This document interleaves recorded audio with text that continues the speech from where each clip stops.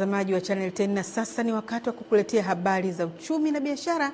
Tujiunge na Beatrice Eric. Karibu Beatrice. Asante Esther Amandusi Zelamula. Zifuatazo sasa ni habari za biashara na uchumi. Kwa siku ya leo tunaanzia hapo jijini Dodoma.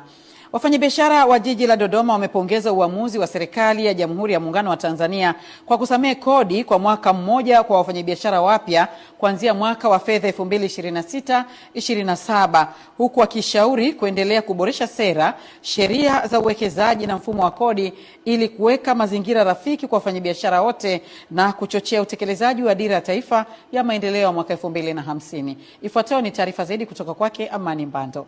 Wito huo umetolewa katika hafla ya utoaji wa tuzo kwa wafanyabiashara jijini Dodoma iliyoandaliwa na taasisi ya CSW Tanzania Event, ambapo waandaaji na viongozi wameeleza umuhimu wa kuendelea kuhamasisha ukuaji wa sekta binafsi kupitia ubunifu na uwekezaji. Tunatambua kuwa sekta binafsi ndio nguzo muhimu ya maendeleo ya taifa kupitia uwekezaji, uzalishaji wa bidhaa, huduma, uundaji wa ajira pamoja na ulipaji kodi. Serikali ya awamu ya 6 imeendelea kuboresha mazingira ya biashara, uwekezaji ili kuwezesha wafanyabiashara kufanya shughuli zao kwa ufanisi zaidi. Wakizungumza katika hafla hiyo, baadhi ya wafanyabiashara wameeleza kuwa pamoja na kuunga mkono msamaha huo wa kodi kwa wafanyabiashara wapya, wamesema bado kuna haja ya kuendelea kuboresha mazingira ya biashara ili kuongeza ushindani, uwekezaji na ajira. Imetoa msamaha kwa wafanyabiashara wapya. Naipongeza serikali yangu kwa kutujali sana sisi wafanyabiashara. Hilo ni wazo zuri sana, naliunga mkono. Kodi nyingi sana.